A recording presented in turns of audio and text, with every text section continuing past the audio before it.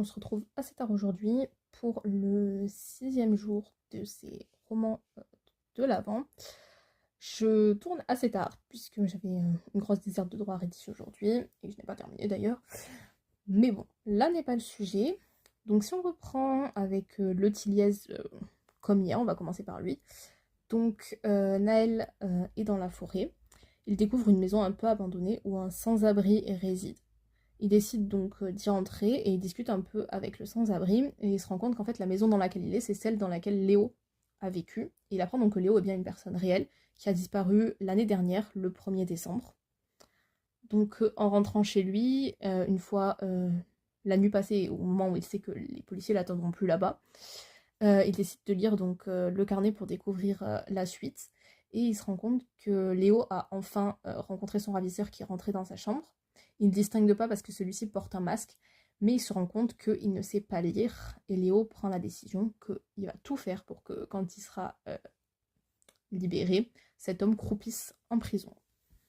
Ensuite, dans Cozy Love et Christmas Cream, Suzanne, donc, elle retourne au travail, sauf qu'il y a des paparazzi, enfin des journalistes qui sont là pour essayer de l'interviewer.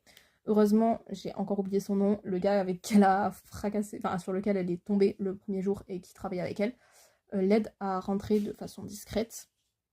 Et donc elle peut commencer sa journée. Et donc elle regarde un peu ce qui se passe du côté de l'équipe bûche. Et ils doivent changer donc toutes les recettes parce qu'ils doivent changer toutes les recettes. Et donc elle va tout faire pour tenter de retrouver la recette mystérieuse que tout le monde cherche à atteindre. Et pour ça, donc son collègue va lui proposer d'avoir une salle pour elle toute seule. Enfin, pour Sous les flocons de Manhattan, on repasse sur le point de vue de Nate qui va chez son meilleur ami qui est kiné-ostéopathe donc pour sa jambe. Et donc il s'appelle Jong-won, et il remarque qu'il a l'air un peu ailleurs, et donc effectivement, comme s'il avait le béguin donc, pour Emma, puisqu'il n'arrive pas à se la sortir de la tête. Il retourne ensuite travailler, et il voit Emma accompagnée d'un groupe d'adolescentes qui la remercie en fait pour tout ce qu'elle a apporté dans leur vie. Il se rend compte qu'elle n'est pas si mauvaise que ça au final.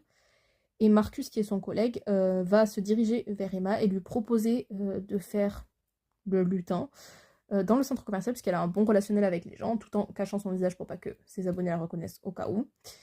Et donc ils vont devoir se retrouver à travailler ensemble. Donc où ça va nous mener, on se le demande. Hein. Bref, voilà pour ce 6e jour.